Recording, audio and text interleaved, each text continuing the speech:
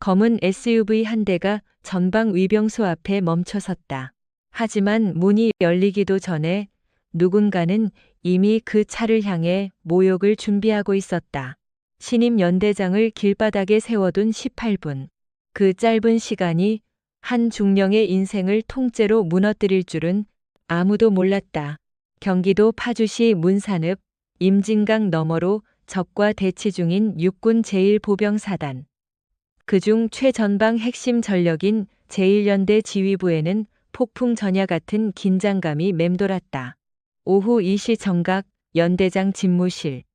낡은 가죽 소파에 오만하게 기대앉은 오태환 중령은 손에 쥔 다트를 벽면에 던지며 무료함을 달래고 있었다. 제1대대장인 그는 전임 연대장의 전역 이후 한 달여간 직무 대리를 꿰차며 부대 내에서 무소불위의 권력을 휘두르는 실질적인 제왕이었다. 대대장님, 위병소 보고입니다. 신임 연대장 탑승 차량이 정문에 당도했다고 합니다. 작전 장교가 잔뜩 긴장한 얼굴로 문을 열고 보고했다. 오태환은 턱을 챈 채 시선도 주지 않고 비웃음을 흘렸다. 왔으면 알아서 들어오겠지. 웬 호들갑인가? 그게 위병소 출입 통제선에서 막혀 있다고 합니다. 사단에서 발급된 보안 코드가 우리 측 서버에 연동되지 않아서 오태환이 비열한 미소를 지으며 다트를 내려놓았다. 그의 눈동자는 짙듯은 장난을 앞둔 포식자처럼 번뜩였다. 아, 그거? 내가 정보과장한테 지시해서 전산망 동기화를 내일 아침으로 지연시켜놨지. 예? 그래도 명색이 연대장 취임일인데 이 사람이 아직 정신을 못 차렸군. 707특임대에서 헬기나 타며 이름 날렸다던데 우리 전방부대의 칼바람을 맞으며 위병소 앞에서 인내심 테스트 좀 해보는 것도 나쁘지 않잖아? 오태환은 육군사관학교 출신이라는 오만함으로 똘똘 뭉친 사내였다. 비육사 출신의 여군이 자신의 직속 상관으로 부임한다는 사실은 그의 자존심에 심각한 스크래치를 냈다. 그는 이참에 신임 연대장의 길을 초장부터 짓밟아버릴 계획이었다. 가서 에스프레소나 한 잔 내려와. 인스턴트 말고 템핑 꽉 눌러서 제대로 내리려면 시간 좀 걸리겠지? 딱 그 시간 동안만 세워두자고. 같은 시각 제1연대 정문 앞 육중한 바리케이드 앞에 검은색 지휘관 차량이 15분째 발이 묶여 있었다. 운전대를 잡은 이하사는 등줄기를 타고 흐르는 식은땀을 닦아내며 룸미러를 연신 살폈다. 죄송합니다. 연대장님, 위병소에서 신원 대조의 시간이 지체된다며 계속 대기를 요구하고 있습니다. 뒷좌석에는 윤지수 대령이 말없이 앉아 있었다.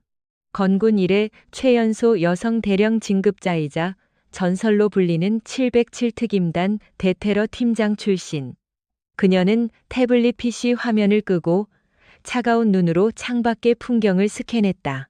잿빛 먹구름 아래 펄럭이는 부대기, 그리고 어쩔 줄 몰라 하며 무전기만 쥐고 있는 초병들의 어색한 태도. 수많은 실전을 겪어온 그녀의 직감이 경고음을 울렸다. 단순한 시스템 오류가 아니었다. 이것은 그들만의 치졸한 텃세이자 뻔뻔한 선전포고였다. 윤지수가 거침없이 차 문을 열어 젖혔다. 연대장님, 아직 영해 구역이라 하차하시면 위험합니다. 운전병에 다급한 만류에도 그녀는 일말의 망설임 없이 아스팔트 위로 발을 내디뎠다. 칼주름이 잡힌 전투복 바지와 거울처럼 빛나는 전투화가 땅을 딛는 순간 공기마저 얼어붙는 듯했다. 짙은 선글라스를 벗어 던지자 매처럼 날카로운 안광이 빛을 발했다. 그녀가 위병소 통제실을 향해 당당히 걸어가자 당황한 초병들이 다급히 K 소총을 틀어쥐었다. 정지. 신원 미상자는 더 이상 접근할 수 없습니다. 윤지수는 총구가 향한 바리케이드 바로 앞 초병의 코앞까지 다가가 우뚝 섰다. 170cm를 훌쩍 넘는 큰 키에 뿜어져 나오는 맹수 같은 아우라에 짓눌린 초병은 숨조차 제대로 쉬지 못한 채 마른 침만 꿀꺽 삼켰다. 자네가 현식간부 위병조장인가? 낮게 깔린 음성이지만 비수처럼 꽂히는 목소리였다. 이제 막 임관한 듯 앳된 얼굴에 위병조장이 얼어붙은 채 관등 성명을 댔다. 그렇습니다. 하사 정우진, 정하사, 초병수칙 제3항 낭독해. 예, 2번 묻지 않겠다. 제3항. 영내 출입 인원 및 차량의 철저한 신분 확인 및 상급 부대에 대한 즉각 보고입니다. 정확하군. 그렇다면 하나 묻지.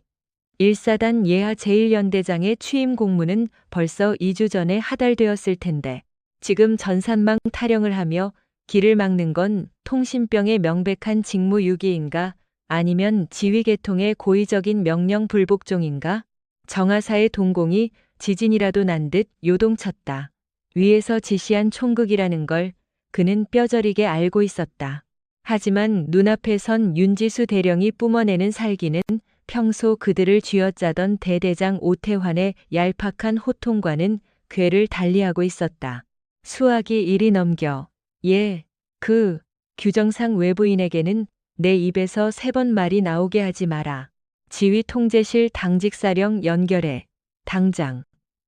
윤지수의 눈에서 뿜어져 나오는 서리빨 같은 안광의 정하사는 홀린 듯 인터폰 수화기를 창살 틈으로 내밀었다.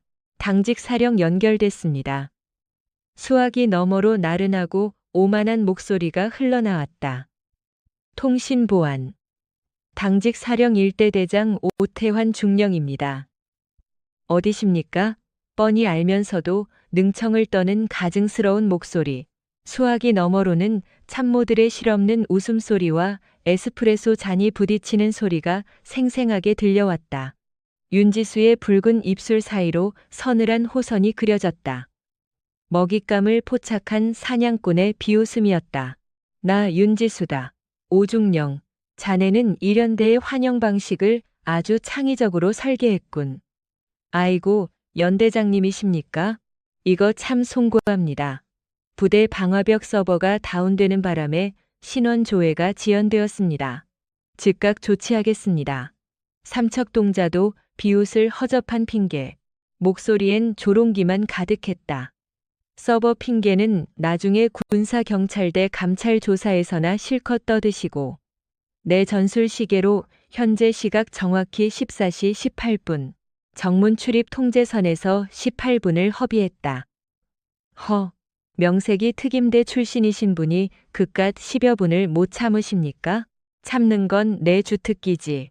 하지만 상관을 길바닥에 세워두고 노닥거리는 오합지졸 부대가 전시 상황에 적의 기습이라도 받으면 얼마나 추태를 부릴지 견적이 딱 나오는군.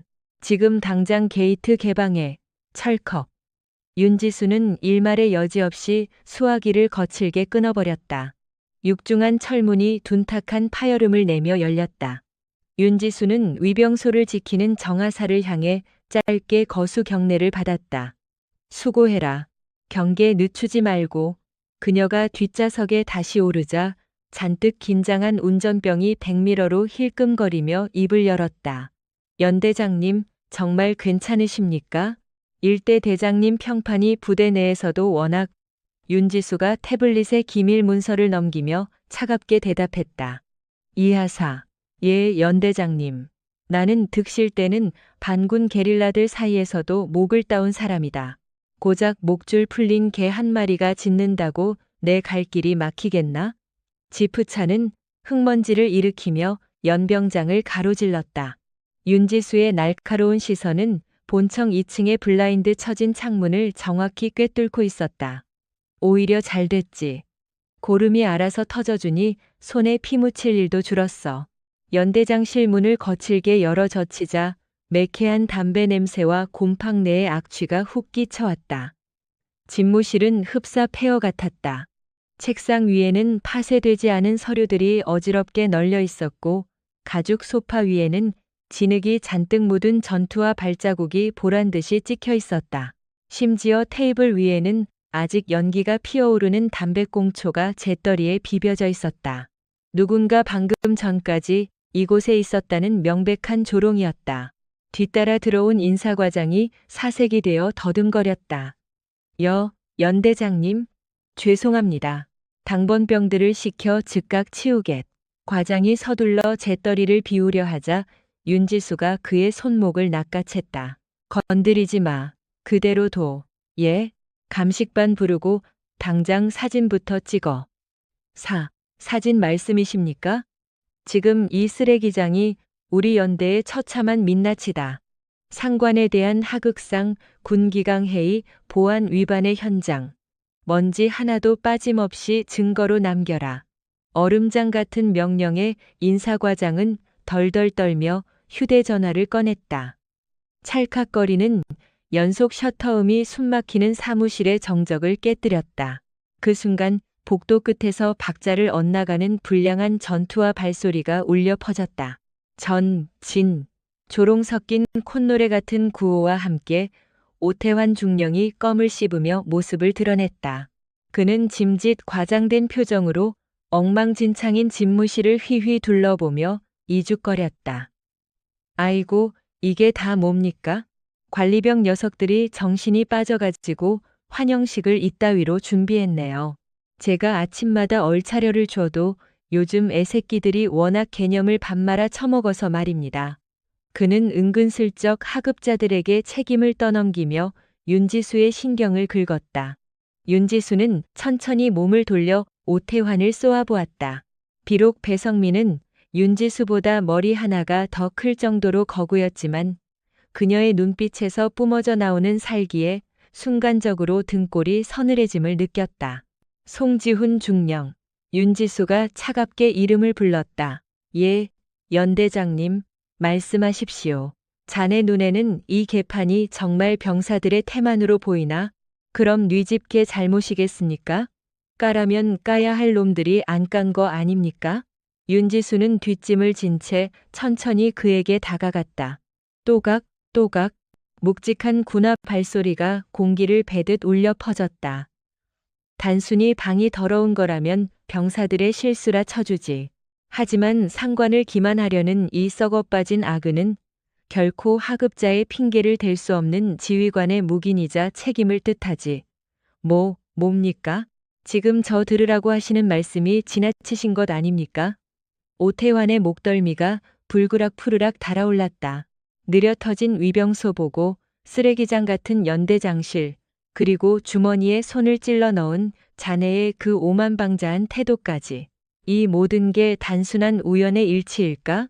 윤지수는 오태환의 가슴팍에 달린 삐딱한 계급장을 손가락으로 매섭게 튕겨버렸다. 내 눈에는 자네가 벌이는 이 얄팍한 기싸움이 아주 투명하게 보이는데 말이야. 허참, 대령님, 707 특임대에서는 독심술이나 점치기 같은 것도 가르치는 모양입니다. 다 큰 오해십니다. 오태환은 비열한 미소를 지으며 뻔뻔하게 응수했지만 윤지수의 눈동자는 마치 포식자처럼 빛나고 있었다. 그게 오해인지 아니면 항명인지는 조만간 판가름 나겠지. 다만 한 가지만 경고하지. 윤지수는 라이터를 꺼내 만지작거리며 책상 위에 먼지 쌓인 서류 더미를 가리켰다. 나는 내 구역 안에 존재하는 쓰레기들을 절대 방치하지 않아. 그게 곰팡이든 썩은 서류든 아니면 제복 입은 기생충이든 말이야. 앞으로 아주 스펙터클해질 거다. 기대해, 오중령.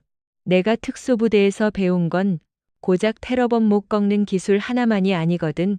오태환은 바지 주먹을 부들부들 떨며 꽉 쥐었다. 새파랗게 어린 여군에게, 그것도 하급자들 눈앞에서 산산조각 난 자존심에 피가 거꾸로 솟았다.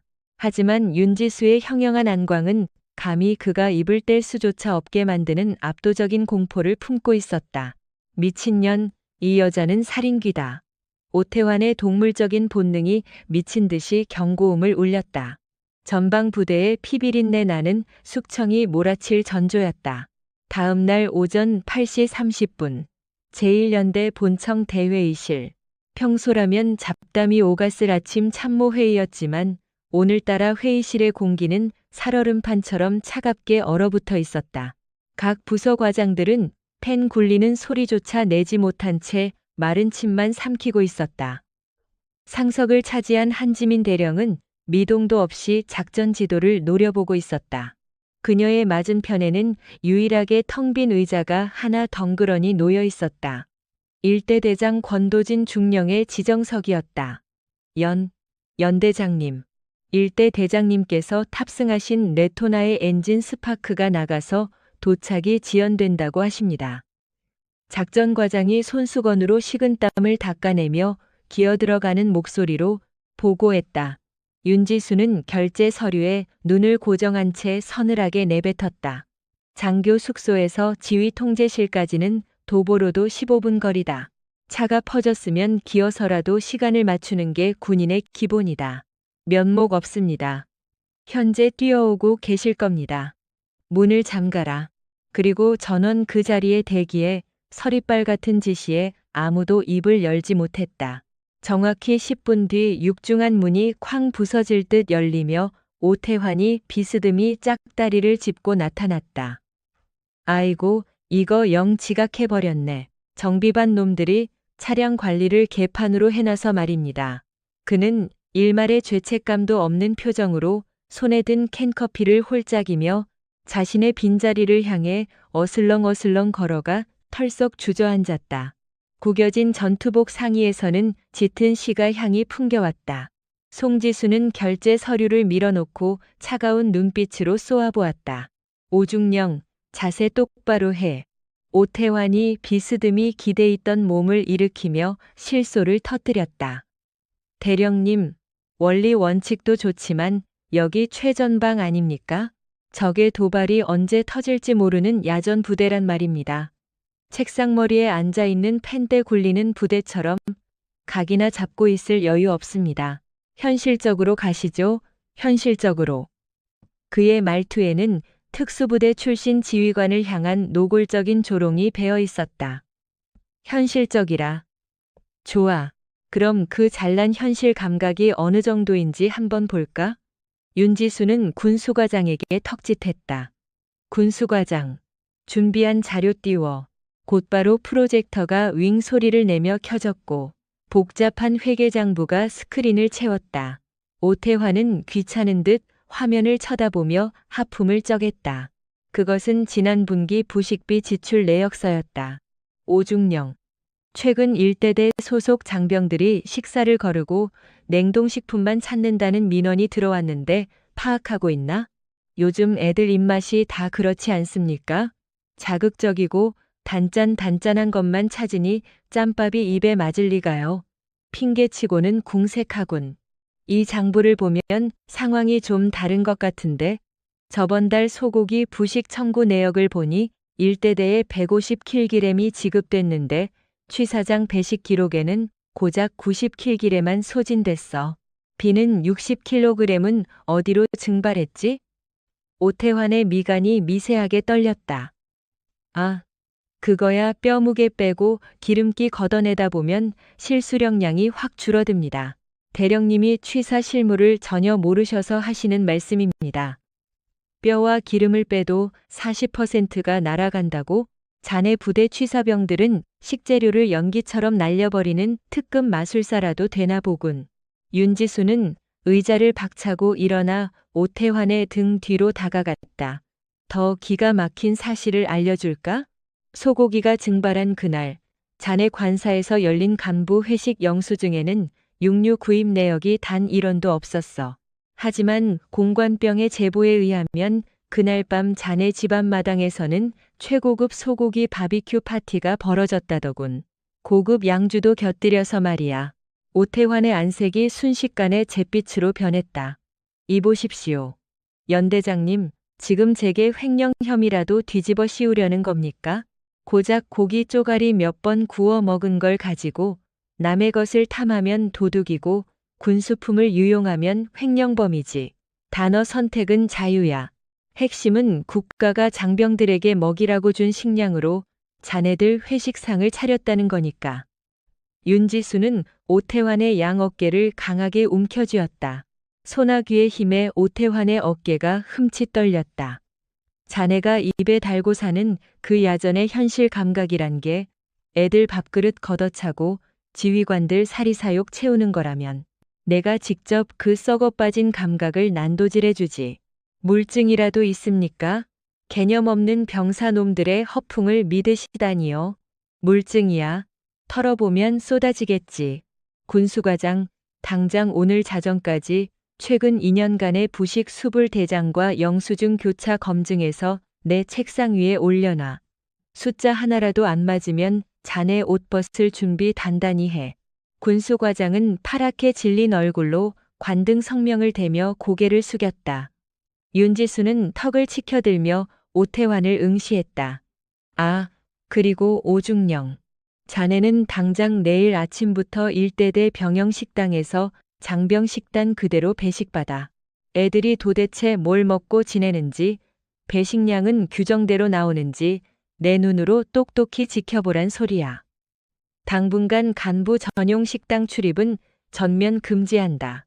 대대장인 제가 왜 짬찌끄러기 병사놈들과 같은 상에서 밥을 처먹습니까? 오태환이 의자를 걷어차며 언성을 높였다.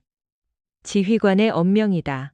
억울하면 군단장님께 정식으로 항명하던가.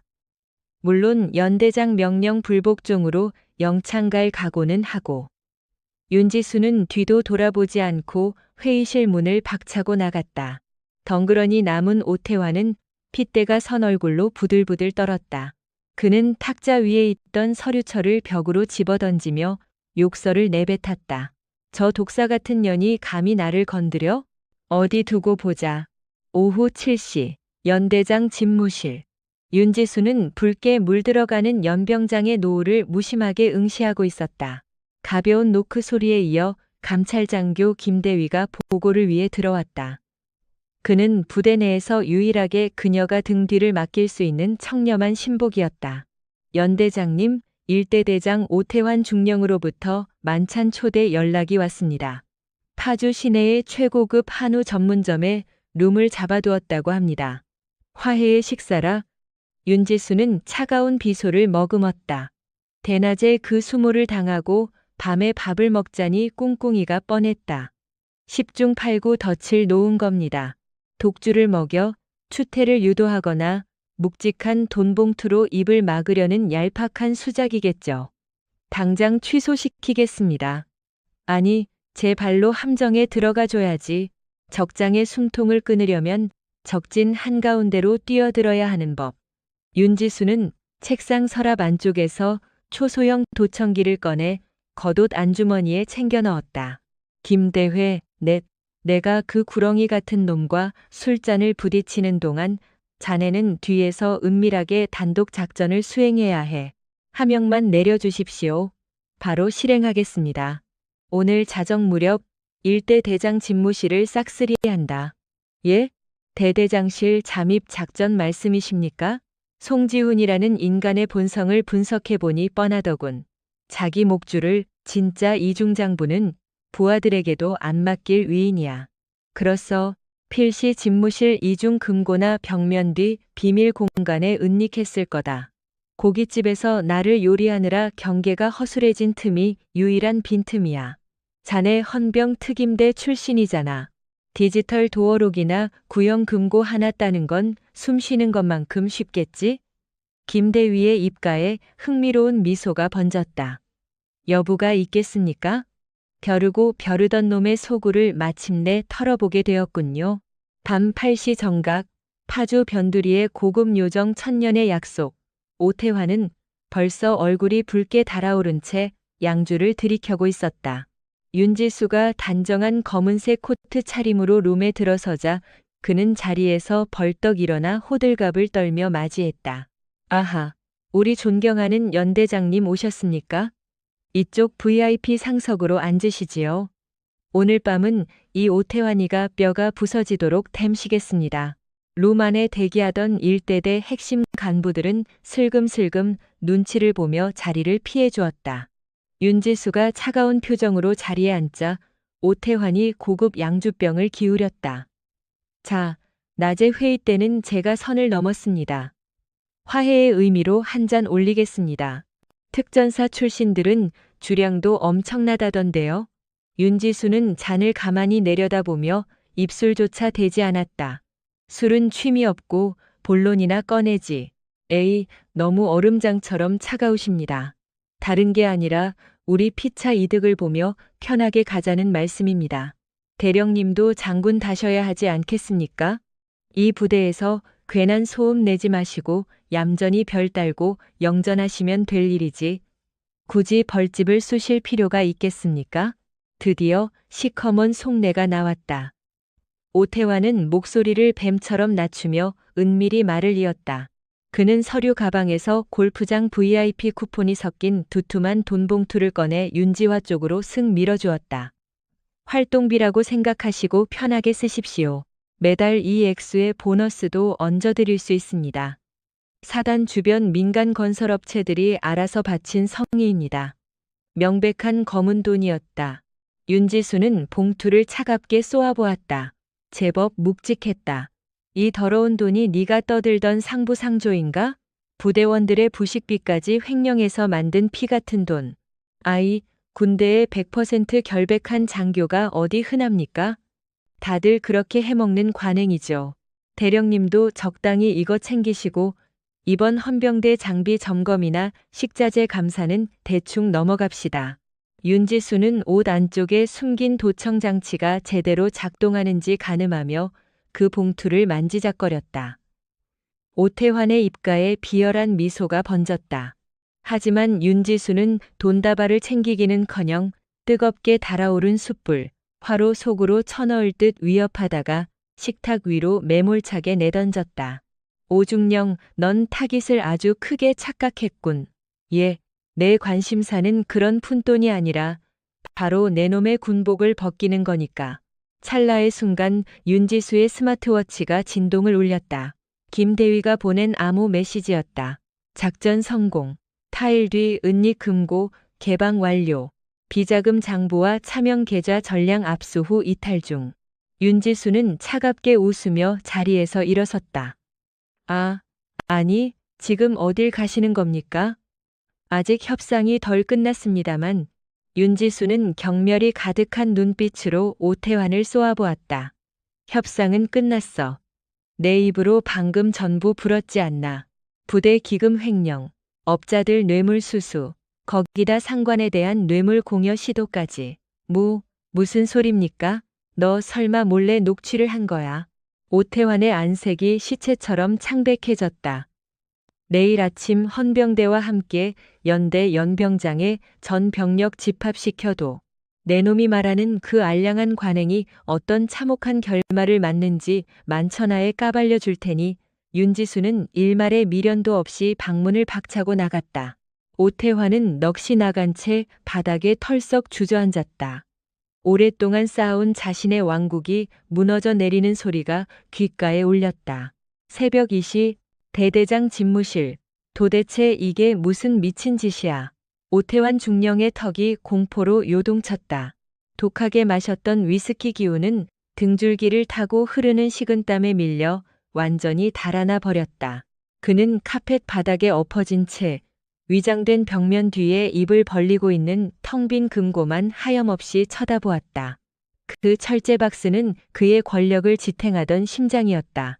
지난 3년에 걸친 부대 비품 빼돌리기와 식대 횡령을 꼼꼼히 기록한 USB 비밀 장부, 민간 납품업자들의 더러운 돈이 담긴 차명 통장들, 심지어 군단 사령부의 고위급 인사들에게 상납한 비자금 명부까지 자신의 모가지를 단번에 칠 수 있는 치명적인 판도라의 상자가 감쪽같이 털려버린 것이다. 도대체 어떤 쥐새끼가 다녀간 거야? 보안 잠금 장치가 걸린 방문은 멀쩡했고 이중창 역시 굳게 닫혀 있었다. 외부에서 강제로 뚫고 들어온 흔적이라곤 단 한 톨도 없는 완벽한 밀실 절도였다. 특수부대 수준의 침투조가 움직인 게 분명했다. 그 순간 몇 시간 전 요정에서 윤지수가 지었던 얼음장 같은 조소가 뇌리에 번개처럼 꽂혔다. 협상은 끝났어. 네 입으로 방금 전부 불었지 않나. 설마 그 독종 여자가 직접 사람을 썼단 말인가? 오태환은 경련하는 손가락으로 다급히 스마트폰을 켰다. 단축번호 1번을 길게 눌렀다.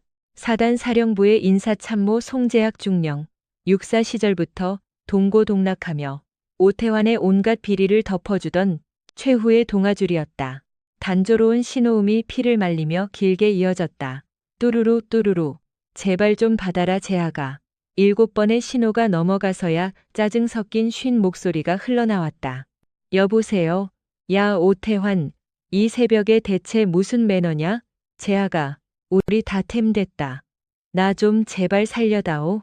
오태환은 거의 오열하며 짐승처럼 울부짖었다. 스마트폰 너머에서 몽롱함이 일순간 날아간 듯 날선 목소리가 튀어나왔다. 무슨 소리야? 너 지금 어디서 뭘 어쨌길래 그래? 장부. 비밀 금고에 있던 내역서가 털렸어. 내가 그동안 긁어모은 비자금 파일이랑 너희 사령부 라인에 꽂아준 상납 내역까지 전부 다 사라졌다고. 미친놈아. 뭐라고? 그 1급 기밀을 그따위로 허술하게 관리해? 새로운 그 독사 같은 연대장. 그래, 한지민 대령 짓이 틀림없어. 나를 술자리로 유인해 놓고선 그 틈을 타서 비밀조를 투입시킨 게 뻔해. 재하가 네가 사단장님 쪽에 언질 좀 줘라. 이 여자 특임대 출신이라 진짜 무서운 년이야. 이대로 감찰실로 다이렉트로 넘기면 너나 나나 다 쇠고랑 찬다고. 수화기 너머로 숨막히는 침묵이 내려앉았다. 오태환은 극도의 불안감에 피가 나도록 손톱을 뜯었다. 이윽고 송재하게 소름 끼치도록 싸늘한 음성이 떨어졌다. 태환아, 해결책이 있는 거지? 너 지금 물증은 확보했어? 물증이라니? 대령이 네 사무실을 털어갔다는 그 명백한 증거 말이야. 복도 CCTV나 지문이라도 찾아냈냐고? 아니, 내 비밀방에는 애초에 보안상 카메라를 달아두지 않았단 말이야. 하지만 정황상 타이밍이 그 여자밖에 없잖아. 이 모자란 새끼. 물증 하나 없이 직속 상관을 도둑으로 엮겠다고? 게다가 거기서 내 이름은 왜 튀어나와? 나까지 시궁창에 처박으려고 작정했어? 야, 우리가 피를 나눈 형제나 다름없잖아. 내가 그간 내 주머니에 찔러 넣은 뒷돈이 얼만데? 이번 위기만 넘겨주면 내 모든 걸 바쳐서 충성할게. 헛소리 말고 끊어. 당분간 내 쪽에 절대 전화하지 마. 내 꼬리까지 밟히게 하지 마. 내 이름이 수사망에 오르면 그땐 내 목숨이 위험할 거다. 뚝. 얼음장 같은 경고와 함께 통화가 끝났다. 오태환은 손이 부들부들 떨리며 스마트폰을 벽에 던져 산산조각 냈다. 그토록 챙겨주던 동기마저 배신을 때리다니 사방이 꽉 막힌 지옥이었다. 절망감은 곧 맹렬한 살기로 타올랐다. 그는 장식장에 위스키 병을 걷어차 산산조각 냈다. 크악. 윤지수. 내년 숨통을 반드시 끊어놓겠다. 숨을 헐떡이며 그는 내선 전화를 낚아챘다. 당직 사관. 지금 당장 각 중대장들 다 불러 모아. 자는 놈들은 머리채를 잡아서라도 끌고 와. 3분 내로 대대장실에 도열해. 잠시 뒤 허겁지겁 군복만 걸친 중대장 5명이 문을 열고 뛰어들었다. 그들은 피냄새마저 풍길 듯한 방 안의 박살난 파편들과 도끼가 바짝 오른 선태환을 마주하고 숨소리조차 내지 못했다. 대대장님, 긴급 호출이십니까? 너희들 아까 내 집무실 주변에서 기웃거린 쥐새끼 한 마리 못 봤어? 그림자라도 본 놈 없냐고? 오태환이 책상을 쾅 치며 악을 썼다. 본부 중대장이 덜덜 떨며 대답했다. 못 봤습니다. 야간 순찰조에게도 특이 동향은 전혀. 이 밤만 축내는 식충이 같은 놈들. 경계를 대체 어떻게 선 거야? 오태환은 분을 참지 못하고 본부 중대장의 군복 멱살을 틀어쥐고 패대기 쳤다. 피에 굶주린 늑대가 따로 없었다. 지금 당장 인사과 털어서 작년 한 해 출납부랑 초과근무 내역서 전부 들고 와. 군수과장도 당장 깨워서 부식비 영수증 전부 새 걸로 뜯어고치라고 전해. 토시 하나라도 엇나가면 다 군기 교육대로 끝날 줄 알아. 대대장님, 지금 새벽 3시 반입니다. 서류를 전면 제작성하기엔 물리적으로. 입 닥쳐. 시키면 시키는 대로 해. 내일 동트기 전까지 무조건 입 맞춰놔. 상급 부대에서 감찰 떴을 때 먼지 한 톨이라도 나오면 너희들 옷 다 벗길 줄 알아. 명심해. 지휘관들의 낯빛이 하얗게 질렸다. 대대장의 치명적인 비리가 탄로났거나 큰 함정에 빠졌음이 분명했다. 그러나 그들의 진급을 쥐락펴락하는 절대 권력자이자 진골 출신 오태환의 불호령을 거부할 간 큰 장교는 없었다. 명심하겠습니다.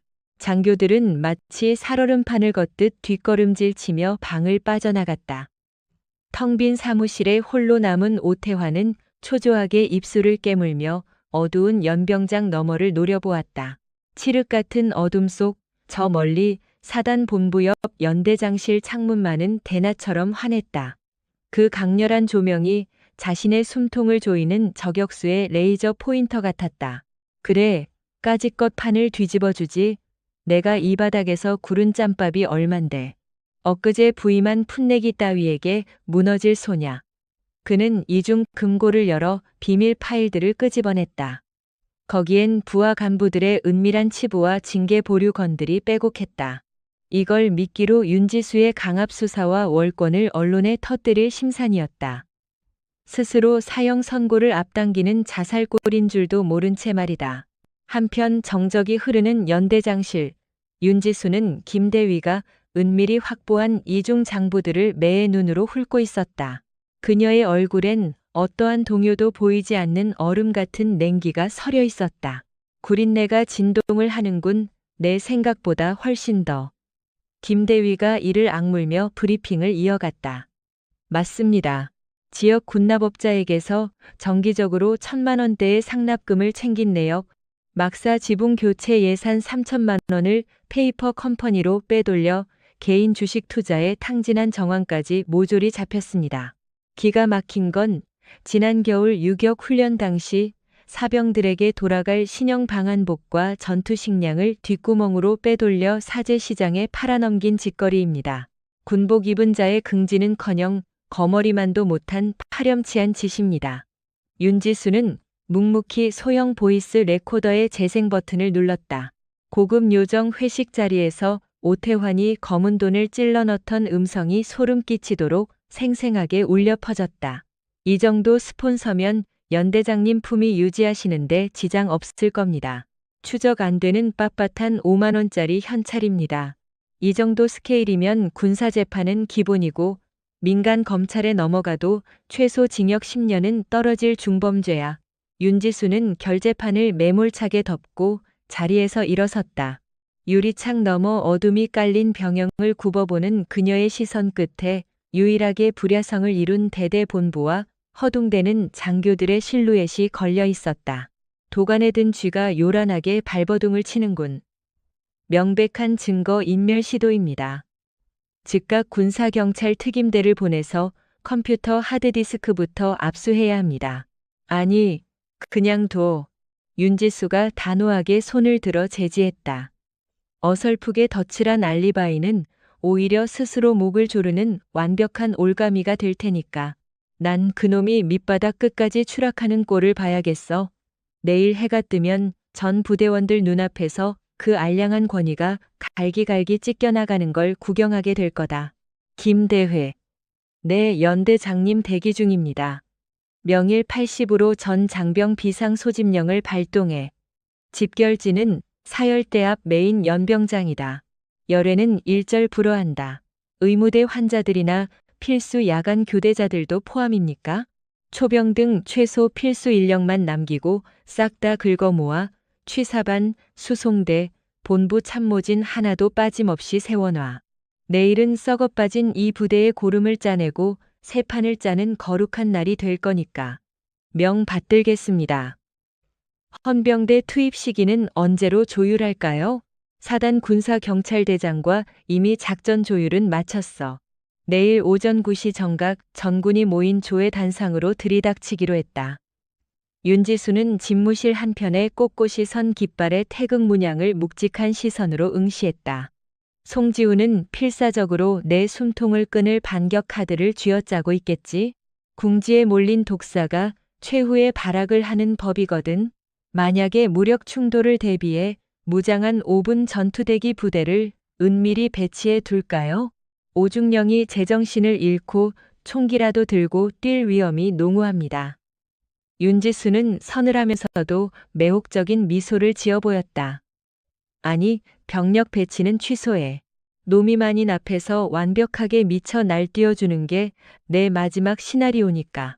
네가 짐승처럼 발악할수록 병사들은 너의 진짜 밑바닥을 똑똑히 보게 될 거다. 윤지수는 책상 위 지휘봉을 가볍게 쓰다듬었다. 차가운 금속의 촉감이 복수심을 더 날카롭게 벼려주었다. 내일 아침 철저하게 기획된 심판의 무대가 열릴 것이다. 창밖으로는 파주의 매서운 새벽바람이 몰아치고 있었지만 동터오는 여명의 붉은 빛은 마치 부대의 썩은 고름을 도려낼 맹렬한 불꽃처럼 타오르고 있었다. 오전 6시 반, 예정보다 이른 기상 나팔이 부대를 뒤흔들었다. 곧이어 귀청을 찢는 듯한 사이렌과 함께 긴급 방송이 울렸다. 전 장병, 완전 군장 상태로 즉시 대연병장 집합.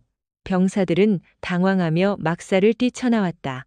미친, 아침부터 완전 군장? 진짜 전쟁이라도 터졌나? 새로 온 연대장이 기싸움 거는 거라니까. 아, 오늘 하루 꼬였네. 병사들은 거친 숨을 내쉬며 흙바람이 날리는 연병장으로 억지로 발걸음을 옮겼다. 연병장 단상에는 서슬퍼런 기운이 감돌았다. 한지민 대령은 티끌 하나 없이 다려진 정복 차림으로 석상처럼 서 있었고 그 우측에는 오태환 중령이 초조한 기색을 숨기지 못한 채 서성였다. 오태환의 얼굴은 흑빛이었다. 어젯밤 내내 불법 군수품 거래 장부를 은폐하느라 눈은 핏발이 섰고 손끝은 미세하게 떨렸다. 저 독사가 진짜 물증을 잡은 건가? 아, 대세리라. 아니야, 그럴 리 없어. 그는 애써 침을 삼키며 윤지수의 날카로운 옆벌구를 훔쳐보았다. 그는 새벽 내내 보급관들을 협박해 빼돌린 유류와 식자재 장부를 가짜로 덮어두었다. 계좌 추적도 안 되는 현금 거래였어. 우기면 그만이다. 3,000명의 대열이 거대한 사각형을 이루며 연병장에 도열했다. 매서운 칼바람 속에 부대기가 펄럭이는 가운데 주임원사의 차렷, 구령이 떨어졌다. 3,000개의 군화가 동시에 땅을 구르는 소리가 천둥처럼 울려 퍼졌다. 연대장님께 대하여 경례. 윤지수는 흔들림 없는 눈빛으로 천천히 손을 올려 답경례를 했다. 바로 마이크를 쥔 그녀의 목소리는 낮았지만 광장을 장악하는 묵직한 파장이 있었다. 전진부대 장병들 신임 연대장 윤지하다. 윤지하는 천천히 시선을 돌리며 굳어있는 병사들의 얼굴을 하나하나 응시했다. 나는 오늘 거창한 취임사나 늘어놓으려 이 자리에 선 것이 아니다. 지휘관으로서 여러분에게 깊은 사죄를 하러 왔다. 대열 곳곳에서 사과, 라며 당황한 수군거림이 번졌다. 늘 판에 박힌 훈화만 듣던 병사들에게는 너무도 이질적인 시작이었다. 지난 시간 동안 너희는 지급받아야 할 정량을 받지 못한 채 줄인 배를 움켜쥐고 야간 경계에 나섰고 방한 장비조차 없이 혹한의 추위와 싸워야 했다. 연병장의 무거운 침묵이 내려앉았다. 국가가 제복 입은 여러분에게 보장한 당연한 권리가 썩어 빠진 누군가의 탐욕 때문에 갈취당했기 때문이다. 윤지수는 곧바로 옆에 서 있던 권도진과 오태환을 매섭게 가리켰다. 일대 대장 권도진 그리고 오태환 중령. 오태환이 사색이 되어 여 연대장님 지금 무슨 짓입니까? 라며 저항했지만 그녀는 개의치 않았다. 이자들은 병사들의 부식과 난방유를 민간업자에게 팔아넘겨 사욕을 채웠다. 너희가 입어야 할 신형 방한복은 암시장에 풀렸고 그 돈은 이자의 룸살롱 비용으로 쓰였다. 너희가 진흙탕에서 구를 때 이자는 위스키를 마시며 돈다발을 셌다. 그만하십시오. 증거도 없이 지휘관을 모욕하는 건 명백한 명예훼손입니다. 오태환이 눈에 핏대를 세우며 단상 앞으로 뛰어나왔다. 그는 다급히 병사들 쪽으로 몸을 돌렸다. 야, 너희들 나 알지? 내가 회식 때마다 고기 사주고 얼마나 챙겨줬냐. 보급이 꼬인 걸 왜 내 탓으로 돌려? 내가 예산 타오려고 상급 부대에서 얼마나 구걸하고 다녔는데. 오태환의 비굴한 변명이 연병장에 울려 퍼졌다. 그러나 대열 속 병사들의 시선은 경멸로 가득 차 있었다. 유통기한이 지난 소시지, 난방이 끊겨 벌벌 떨었던 겨울밤들, 그리고 오태환이 내뱉던 온갖 폭언과 가혹행위가 주마등처럼 스쳐 지나갔다. 병사들은 직감적으로 진실을 깨닫고 있었다. 윤지수는 싸늘하게 비웃으며 한 걸음 다가갔다. 명예, 군복의 명예는 견장에서 나오는 게 아니라 부하를 책임지는 헌신에서 나오는 거다. 너 같은 기생충에게 훼손당할 명예가 한 줌이라도 남아있나? 웃기지 마. 나를 밀어내려고 수작 부리는 거 다 알아. 당장 증거 가져와. 오태환이 악을 썼다. 증거를 원한다면 기꺼이 보여주지. 윤지수의 신호와 함께 연단 뒤 대형 스크린이 켜졌다. 화면에는 어젯밤 오태환이 업자에게 현금 뭉치를 건네받는 영상과 함께 그를 고발하는 이하사의 진술서가 띄워졌다. 스피커에서는 잡음 섞인 오태환의 생생한 목소리가 광장을 채웠다. 아, 매달 이 정도 찔러주시면 저야 감사하죠. 애들 부식 창고랑 유류고 관리야 제 구역 아닙니까? 군대 고기 좀 덜 먹는다고 안 죽어요. 적당히 해먹고 삽시다. 그 끔찍한 진실 앞에 3,000명의 분노가 활화산처럼 끓어오르기 시작했다. 대강당은 순식간에 통제 불능 상태가 되었다. 대원들의 표정은 충격에서 경멸로 변해갔다. 미친 거 아니야? 우리 부식비로 유흥을 즐겼다고? 가만두면 안 돼. 여기저기서 험악한 말들이 쏟아졌다. 동료 장교들마저 부끄러움의 시선을 피했다. 윤민수의 얼굴은 핏기가 가시며 파리하게 굳어졌다. 이거 다 모함이야.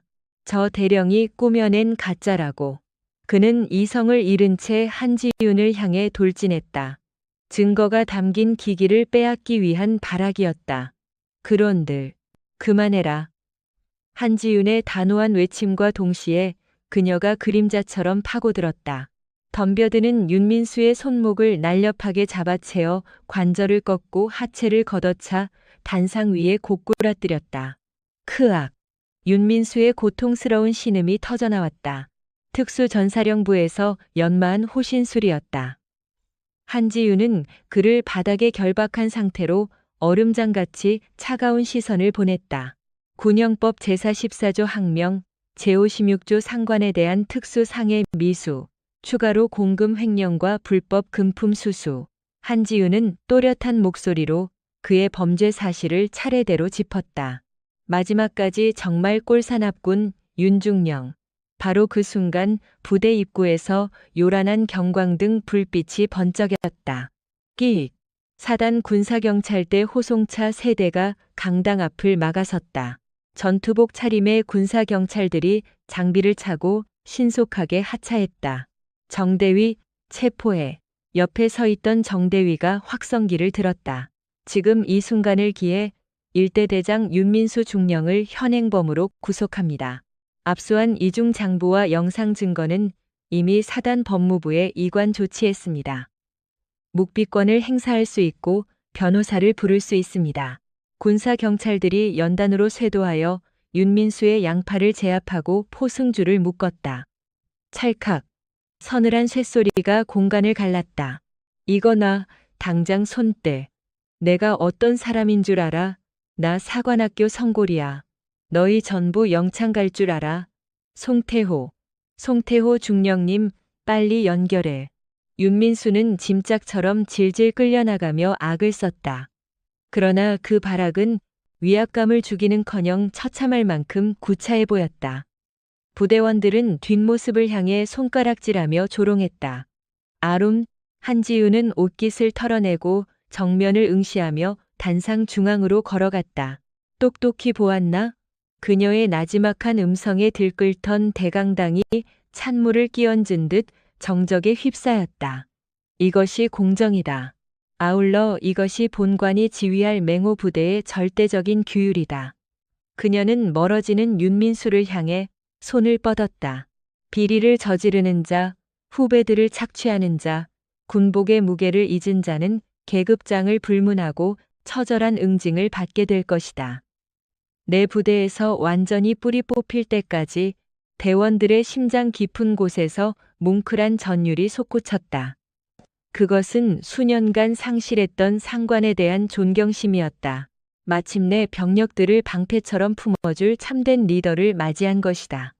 대열 뒤편에서 누군가 감격에 겨워 소리쳤다. 대령님 최고다. 그 외침은 도화선이 되어 걷잡을 수 없는 파도로 퍼져갔다. 와, 맹호, 맹호. 2,000명의 장병들이 열광하며 구호를 제창했다. 그 우렁찬 함성은 부대를 억누르던 악습의 댐을 부수고 찬란한 새벽이 밝았음을 선포하는 팡파르였다. 한지윤은 요란한 박수갈채를 받으며 옅은 미소를 머금었다. 그러나 그녀의 내면은 차분했다. 윤민수는 그저 장기말일 뿐이라는 사실을 직감했기 때문이다. 방금 전 발악하며 부르짖은 이름, 송태호. 상급 부대의 풀리를 틀고 있는 거대한 배우가 그녀와의 일전을 벼르고 있었다. 한지윤이 시작한 정화의 칼춤은 이제 겨우 첫 장을 넘긴 셈이었다. 윤민수 중령이 압송된 지 벌써 7일이 경과했다. 일연대는 겉보기에는 완벽한 일상을 회복한 모양새였다. 취 사장의 식단은 몰라보게 풍성해졌고 난방류가 제때 보급되어 내무반의 밤도 훈훈해졌다. 장병들은 드디어 군대 살맛 난다며 활기를 띠었다. 그럼에도 한지윤 대령의 표정은 여전히 굳어 있었다. 지휘관실 창가에 선 그녀는 검게 탄 아메리카노를 삼키며 바깥 풍경을 주시했다. 전운이 감도는군. 곁에서 보좌하던 정대위가 고개를 갸웃하며 반문했다. 윤민수 중령은 영창에 수감되었고 동조한 장교진도 남김없이 징계를 받고 있습니다. 이 정도면 부대 내의 달신 상처는 다 도려낸 것 아닙니까? 윤민수는 하수인이었을 뿐이야. 수족이 잘려나갔으니 이제 배우의 머리가 반격할 타이밍이지. 이 수철이. 한지윤의 불길한 통찰은 정확히 적중했다. 정확히 같은 시간 보병사단 지휘부 건물. 인사처장 집무실에서 쌍욕이 터져나왔다. 건방진년, 내 자금줄을 건드려. 인사처장 송태호 중령은 분노로 주먹을 쥐었다. 그는 윤민수와 사관학교 동기생이었으며 윤민수가 상납하는 검은 돈을 세탁해주며 사단 전체를 주무르던 비선 실세였다. 윤민수가 쇠고랑을 차면서 다달이 입금되던 스폰서 금액이 증발했고 최악의 경우 수사망이 자신을 향해 좁혀올 위기였다. 천만다행으로 윤민수는 아직 송태호의 정체를 입 밖에 내지 않고 버텼다. 여기서 윗선까지 불어버리면 바깥에서 구명운동을 해줄 뒷배마저 사라진다는 걸 계산한 것이다. 한지윤, 특임대 출신 독종이라 이거지. 야전에서 총칼질이나 잘했는지 몰라도 문서와 권력 싸움이 득세하는 사단 본부에서는 어림없다. 송태호는 비릿한 표정으로 인터폰을 낚아챘다. 감찰처장님, 송중령입니다. 아, 다름이 아니라 일연대건입니다만 지휘관이 바뀌면서 내부 군기가 엉망이 되었다는 제보가 들어왔습니다. 사단 본부 주관으로 기습적인 감찰 조사를 지시해 주시죠. 먼지 하나까지 탈탈 털어서 아주 짓밟아 버려야 확실한 본보기가 될 겁니다. 송태호의 눈빛에 악의적인 살기가 번뜩였다. 합법적인 절차와 감사라는 무기를 동원해 눈엣가시를 합법적으로 쳐내겠다는 잔혹한 속셈이었다. 다음 날 오전 10시 고요하던 3연대 정문에 갑작스러운 비상벨이 울렸다. 7사단 마크가 선명한 검은색 지프 2대가 거칠게 멈춰선 것이다. 사단 감찰부 기동 점검반이다. 당장 문 열어. 차에서 내린 정태훈 소령이 김민수 일병을 향해 신경질적으로 소리쳤다. 감찰관이 도착했는데 꾸물거리고 있어? 이름 대봐. 완전히 아나무인격인 태도였다. 정문이 열리기 무섭게 열댓 명의 점검반원들이 썰물처럼 밀려 들어왔다. 그들은 마치 적진을 점령하듯 곧장 연대 지휘부 건물로 들이닥쳤다. 연대장실에서 한지윤 대령은 인터폰 보고를 듣고 여유롭게 일어섰다. 예상대로군. 집무실 문이 신경질적으로 열리고 송태호 중령이 앞장서 들어왔다. 그의 등 뒤로는 점검 반원들이 위압감을 주려는 듯 쫙 깔려 있었다. 송태호는 오만한 표정으로 경례조차 생략한 채 한지윤에게 불쑥 손을 내밀었다. 안녕하신가, 한 대령님. 7사단 인사참모 송태호 중령입니다. 감찰참모 대리로 이번 점검반을 이끌고 왔죠. 비록 한지윤이 상급자였으나 사단 본부 소속이라는 완장을 믿고 교묘하게 무시하려는 속셈이었다.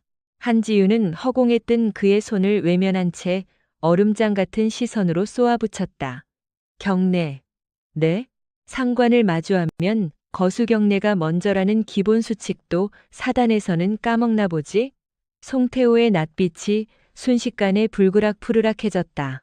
수하들이 보는 앞에서 단단히 체면을 구긴 셈이다.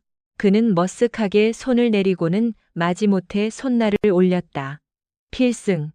패기가 없군. 다시. 필승. 됐어.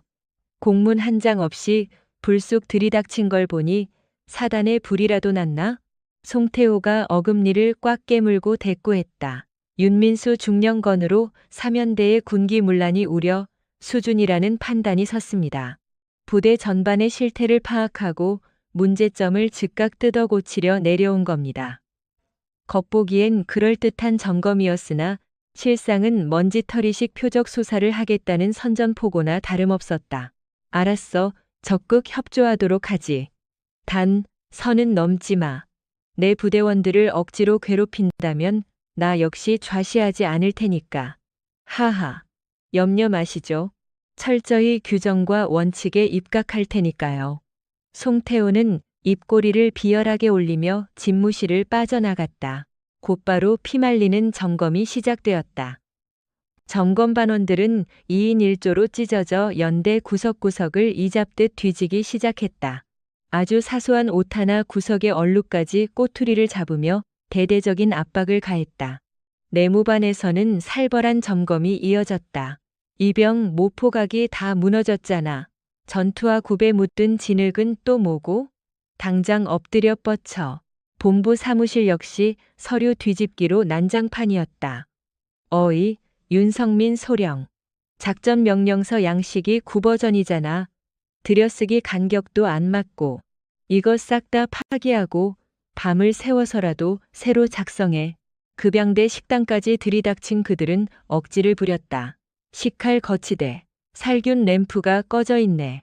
싱크대에 고인 물방울은 또 뭐고. 이수진 영양사. 이거 완전 직무유기 아닙니까? 당장 경위서 쓰세요. 다분히 악의적인 먼지털이식 점검이었다. 부대 간부들과 병사들의 얼굴은 분노로 일그러졌고 여기저기서 불만이 터져나오기 시작했다. 송태호는 병사들이 시달리는 꼴을 보며 은밀한 미소를 지었다. 힘들어 죽겠지? 다 너희 잘난 연대장 때문이야. 억울하면 한지윤을 원망하라고. 그는 부하들을 방패막이 삼아 한지윤의 숨통을 조이고 있었다. 수하들이 부당한 고초를 겪는 것을 지켜보는 지휘관의 심정이 얼마나 비참한지 누구보다 잘 아는 까닭이었다. 오후 7시, 송태호는 연대장실 문을 열고 들어와 한지윤의 책상 위로 두툼한 결과 서류를 패대기 치듯 던졌다. 대령님, 이거 참담한 수준입니다. 확인해 보시죠. 적발 건수만 100건이 넘어가요. 두발 불량, 화기 수입 불량, 문서 오탈자까지. 이런 꼴로 무슨 전쟁을 치릅니까? 사면대는 사단 요주의 부대로 특별 관리를 받아야겠습니다. 한지윤은 그 서류 더미에는 눈길 한 번 주지 않고 송태호의 눈만 빤히 응시했다. 그래서 본론이 뭐야? 당연히 지휘관의 책임을 지셔야죠. 서면 경고장이 발부될 예정입니다. 아울러 군기가 정상화될 때까지 사면대 전 장병의 출타와 외박은 전면 보류하겠습니다. 출타 제한 조치. 군인들에게 그것은 가혹한 형벌과 같았다. 부대원들의 원성을 한지윤에게 돌려 지휘력을 붕괴시키려는 아주 비열한 작전이었다. 송태호는 승리를 확신하며 오만에 빠져 있었다. 특수부대 출신 전투병과라도 이런 복잡한 행정 규정 앞에서는 속수무책일 거라 단정한 것이다. 그러나 그의 크나큰 착각이었다. 한지윤이 과거 특전사에서 연마한 것은 무식한 육탄전이 전부가 아니었다. 적의 약점을 쥐고 흔들며 심리적 허점을 찌르는 고도의 지략 역시 그녀의 주특기였다. 그녀는 동요하는 기색 하나 없이 책상 서랍에서 무거운 책자 하나를 꺼내 들었다. 육군 법규집이었다. 송중령, 그 잘난 규정과 원칙, 지금부터 나랑 조목조목 뜯어볼까? 한지윤의 눈동자가 서늘한 광기를 띄었다. 본격적인 역공의 신호탄이었다. 한지윤은 매끄러운 손놀림으로 법규집을 넘겼다. 사르륵 종이 넘기는 소리만이 얼어붙은 방안을 맴돌았다. 그녀는 붉은색 펜을 들고 지적사항을 하나하나 짚어갔다. 우선 병사들 두 발이 불량하다고 했지? 육군 징계 규정 및 복무수칙 제15조 2항. 격오지 및 전방 부대 장병은 훈련 여건을 감안하여 지휘관의 판단에 따라 두 발 길이를 융통성 있게 조절할 수 있다고 똑똑히 적혀 있는데, 한지윤의 매서운 시선이 송태호의 당황한 얼굴에 정통으로 꽂혔다. 우리 부대는 최전방 해안 경계 임무를 맡고 있다. 규정상 한 달에 한 번 정지훈 이발병이 방문해 이발을 지원하지만 이번 달은 폭우와 산사태로 진입로가 막혀서 오지 못했다. 이건 자연재해로 인한 불가피한 상황이지 군기문란이 아니야. 그런데 이걸 감찰 지적 사항으로 삼는다고? 송태호 중령의 안면 근육이 일그러졌다. 아무리 그래도 규정 위반은 맞습니다. 둘째, 통신 장비 관리 부실. 자네 감찰관들이 문제 삼은 건 P999K 무전기더군. 그 무전기는 도입된 지 너무 오래돼서 외관 플라스틱이 다 삭아버린 상태다. 이건 병사들이 닦지 않아서가 아니라 장비 수명이 다 끝났기 때문이다. 한지윤 대령은 책상 서랍에서 붉은 도장이 찍힌 서류를 꺼내 송태호 중령의 가슴팍에 던지듯 내밀었다. 내가 지휘관으로 오자마자 윤태수 군수참모에게 신형 장비 교체 건의서를 4번이나 올렸지만 예산 핑계로 묵살한 곳이 어디지? 바로 자네들 사단 지휘부 아닌가? 신형 장비 보급은 안 해주면서 낡은 무전기를 쓴다고 김도윤 일병을 징계위에 회부해? 그게 너희 감찰실의 원칙인가? 송태호 중령은 입술만 달싹거렸다. 한지윤 대령의 반박은 빈틈이 없었다. 감정적인 분노가 아니라 수치화된 데이터와 사단 지휘부의 업무 태만을 들이밀며 역공을 가하고 있었기 때문이다. 셋째, 결재판 여백이 10mm냐 15mm냐가 우리 부대의 작전 수행 능력과 무슨 인과관계가 있지? 군 행정 효율화 지침을 보면 부대 상황을 고려해 기본 서식을 유연하게 적용하라고 명시되어 있어. 우리 여단은 문서 출력용 이면지 활용과 여백 축소로 종이 소비를 줄이고 있다. 그렇게 아낀 부대 운영비가 분기별로 100만 원이 넘어 표창을 주지는 못할 망정 사유서를 적어내라고? 그녀는 의자를 박차고 송태호 중령 코앞까지 다가섰다. 송태호 중령은 흠칫하며 한 발짝 물러섰다. 내 놈들이 작성한 120개의 지적 리스트 중 상식적인 건 단 한 줄도 없다. 죄다 억지스러운 트집 잡기에 불과한 명백한 월권 행위다. 그건 지휘관이 왈가왈부할 사안이 아닙니다. 이 감찰은 송재학 사단장님의 엄연한 직권명령이고, 감찰 직권? 훌륭하군. 그럼 나도 내 구역에서의 지휘권을 발동해주지. 한지윤 대령은 모니터 스위치를 켰다. 집무실 한쪽 벽에 CCTV 통합 화면이 떠올랐다. 녹화된 영상 안에는 송태호 중령의 지시를 받는 감찰관들이 제2생활관에서 김도윤 일병을 비롯한 병사들을 윽박지르며 개인 보급품을 복도에 흩뿌리는 만행이 적나라하게 담겨 있었다. 하이라이트는 그 다음이었다. 정태훈 소령이 김도윤 일병의 관무람 안쪽을 억지로 뜯어내다 부모님이 사주신 손목시계를 바닥에 패대기쳐 박살냈다. 그는 사과는 고사하고 부서진 시계 파편을 전투와 발로 밟으며 당장 쓰레기통에 쳐넣으라고 소리쳤다. 그 장면을 지켜보던 송태호 중령의 안색이 하얗게 질렸다. 군인복무기본법 제10조. 병역 내에서 상급자는 하급자의 인격권을 침해해선 안 되며 우월적 지위를 이용해 사적 재산을 훼손하거나 모욕감을 주면 안 된다. 한지윤 대령의 서늘한 음성이 좁은 지휘관실을 얼어붙게 만들었다. 이건 정당한 감찰이 아니라 깡패 짓거리야. 내 방어선 안에서 내 부하들을 짓밟은 대가를 제대로 치르게 해줄까? 대령님, 뭔가 오해가 있으신 것 같습니다. 군기 확립 차원에서 엄격하게 통제하다 보니 다소 과격해진. 과격? 이 CCTV 원본을 언론사 제보 게시판과 군인권센터에 뿌리면 세상이 뭐라고 할까? 사단 감찰관들, 전방부대 생활관에서 난동 및 병사 사유 재산 파손. 종편 뉴스 일면 기사로 완벽하지 않은가? 요새 병영 부조리에 대한 국민들 잣대가 얼마나 매서운지는 자네가 더 잘 알 테지. 송태호 중령의 이마에서 식은땀이 흘러내렸다. 이 파일이 밖으로 새어나가면 진급은커녕 불명의 저녁이었다. 윤민수 중령을 뒤에서 봐주려다가 제목이 날아가게 생긴 것이다. 아이고, 한 대령님. 좋게 푸시죠. 어차피 다 같은 군복 입은 전우들 아닙니까? 굳이 일 크게 만드실 필요 없지 않습니까? 그는 입꼬리를 억지로 끌어올리며 납작 엎드렸다. 하지만 한지윤 대령의 시선은 영하의 날씨보다 차가웠다. 실온에는 전우? 내 진짜 전우는 지금 이 시간에도 철책선에서 밤을 새우는 저 아이들이지. 난방 빵빵한 사령부에 앉아 펜대나 굴리며 파벌 싸움이나 하는 내놈들이 아니야. 한지윤 대령은 송태호 중령의 견장을 손가락으로 툭툭 치며 경고했다.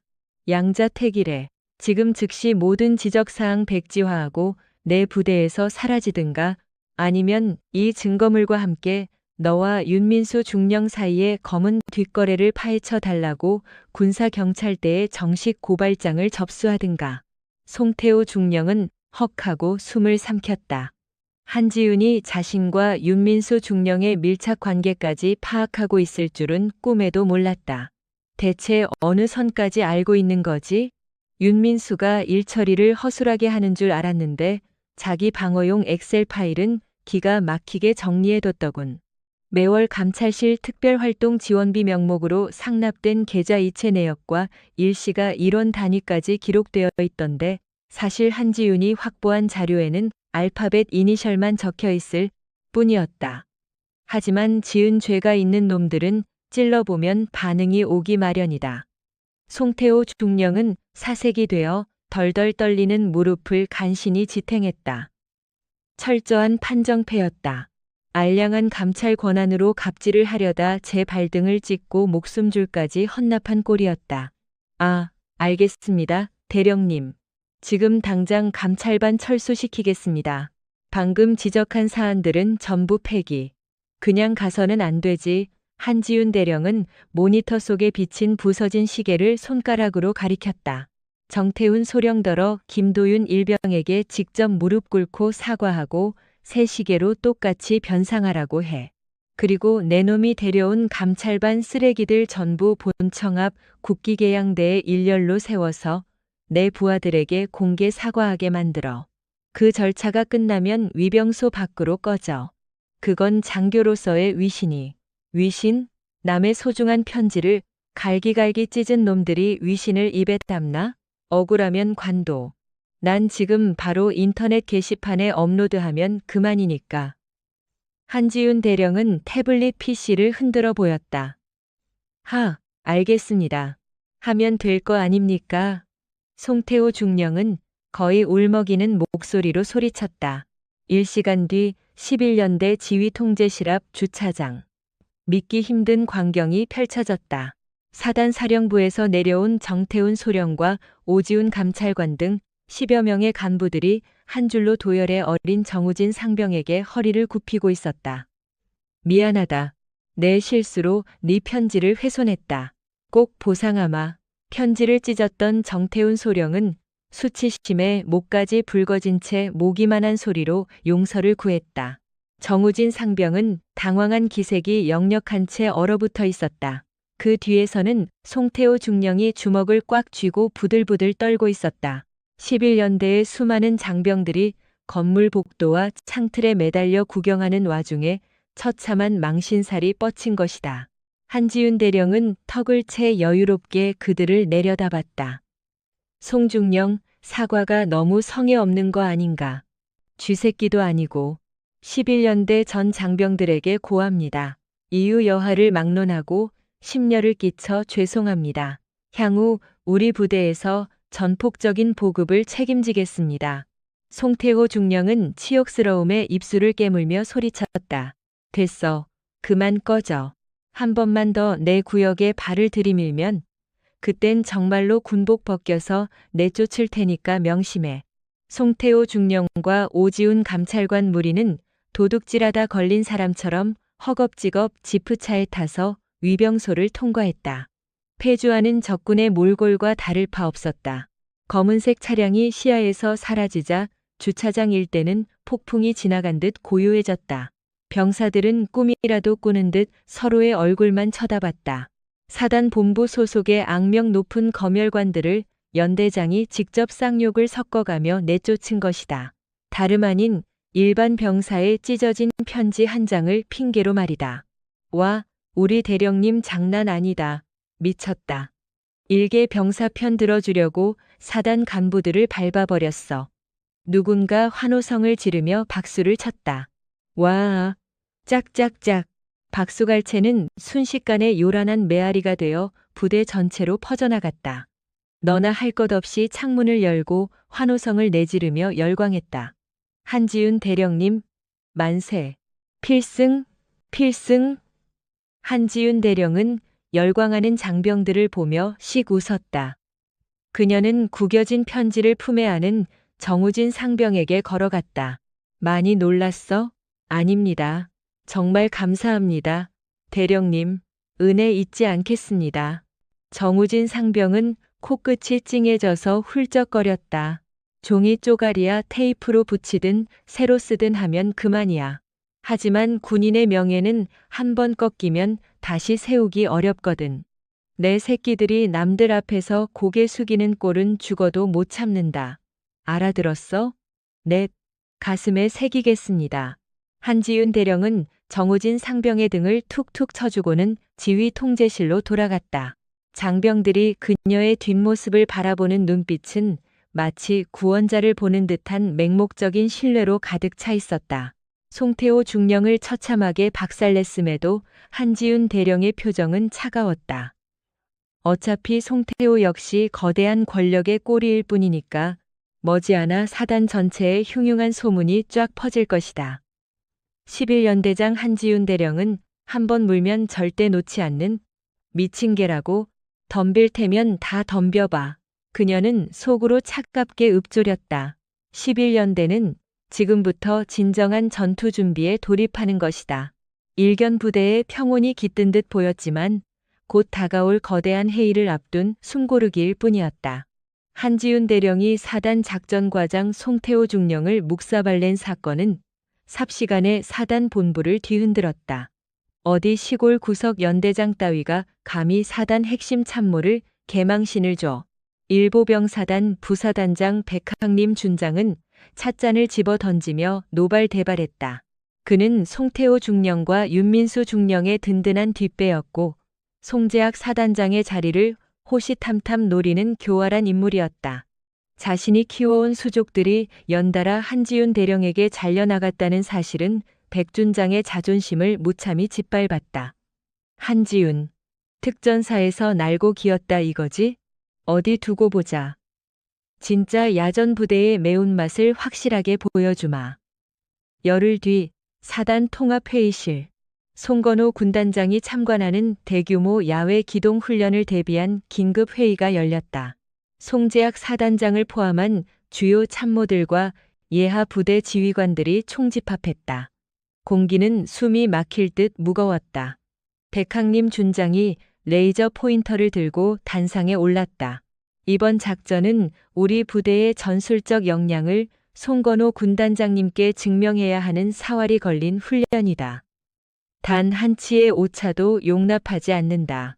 그는 작전 지도를 매섭게 노려보며 지시를 내렸다. 청군 공격은 기갑 여단과 특공연대, 포병대대가 연합하여 출격한다. 막대한 항공 지원과 포격 지원이 뒤따를 것이다. 그러고는 비열한 웃음을 흘리며 한지윤 대령을 쳐다보았다. 반면 이를 막아낼 황군 방어은 11연대 단독으로 진행한다. 방어 거점은 연천군 최전방의 험준한 계곡지대다. 회의실 안이 일순간 웅성거림으로 가득 찼다. 대항군 훈련은 보통 전력을 비슷하게 맞추거나 수비 측에 유리한 고지를 주는 것이 상식이었다. 아무런 지원도 없는 알보병 연대가 최신식 전차와 특공대를 맨몸으로 뚫어내라는 건 자살 행위나 다름없었다.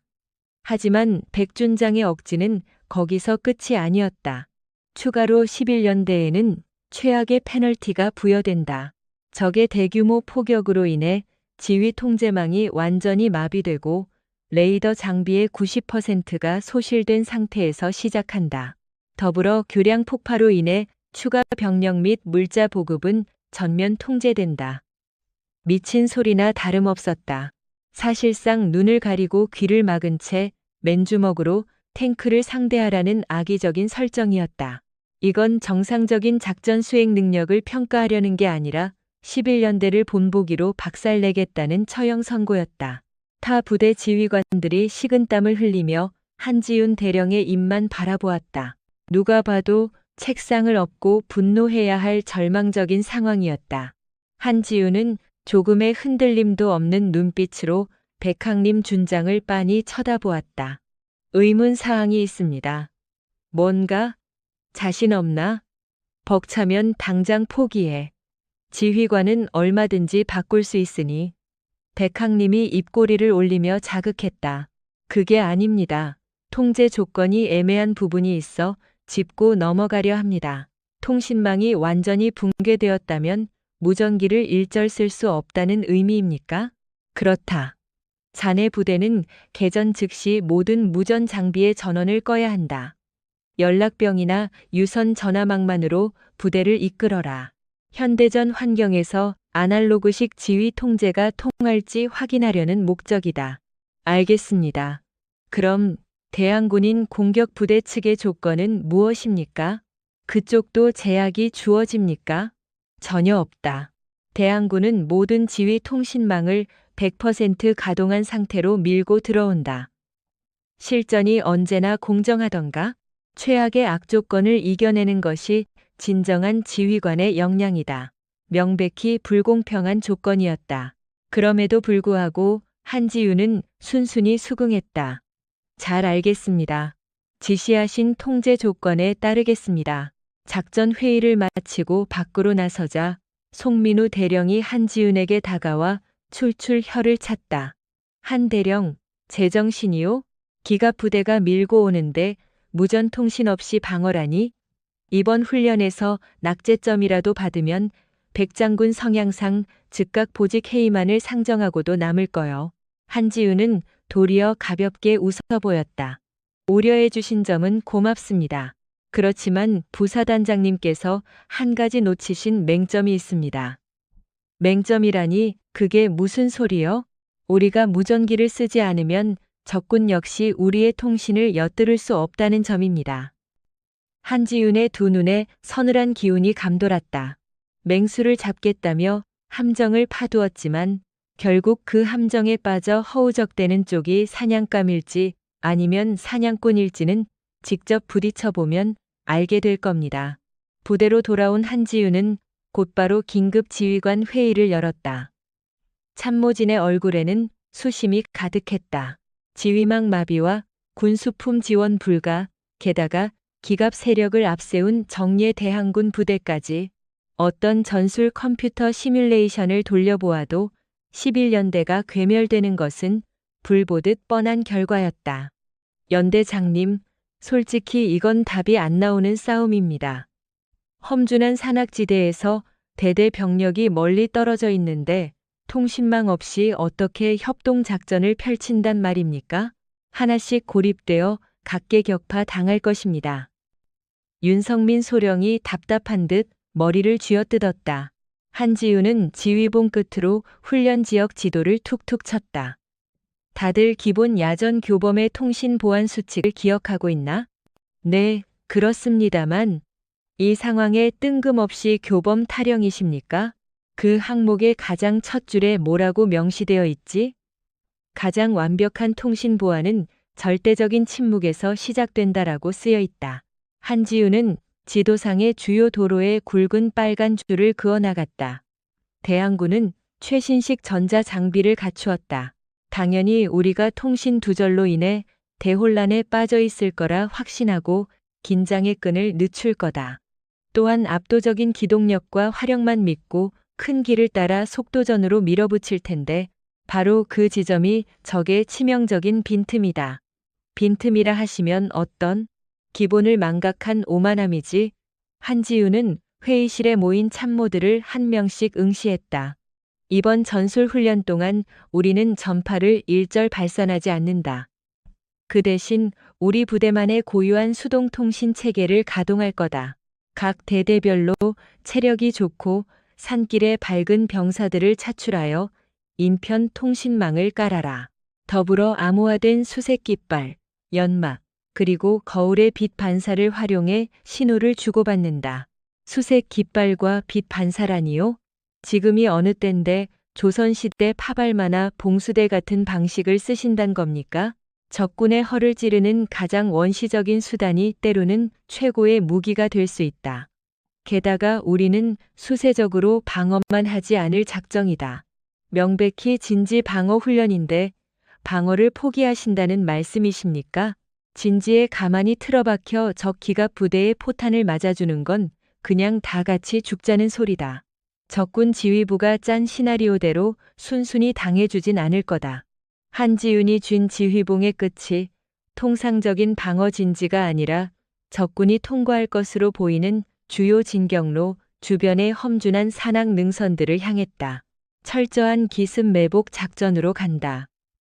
모든 중대는 기존의 방어 거점을 이탈하여 산악지대로 은폐해라. 대항군이 텅 빈 방어선을 보고 우쭐해져 아군 지역 깊숙이 파고들었을 때 야전 교범에 명시된 가장 전통적이고 무자비한 방식으로 놈들의 퇴로를 끊고 포위망을 좁힌다. 이번 기회에 확실히 증명해 보이자. 수백억짜리 첨단 무기 시스템보다 더 두려운 존재는 흔들림 없이 기본기를 관철하는 악바리 군인들이란 사실을 말이다. 마침내 다가온 훈련 개시일 새벽 4시. 파주 가막산 일대의 체감온도는 영하 15도를 밑돌았다. 칼바람이 부는 혹한 속에서 훈련 시작을 선포하는 붉은 신호탄이 밤하늘로 솟구쳤다. 작전 개시. 현 시간부로 11년대의 전술통신망 완전 마비. 대항군 기갑부대 진격 실시. 정호철 소령이 확성기로 통제 상황을 전파하자마자 대항군 전차들이 흙먼지를 일으키며 굉음과 함께 포장도로를 내달리기 시작했다.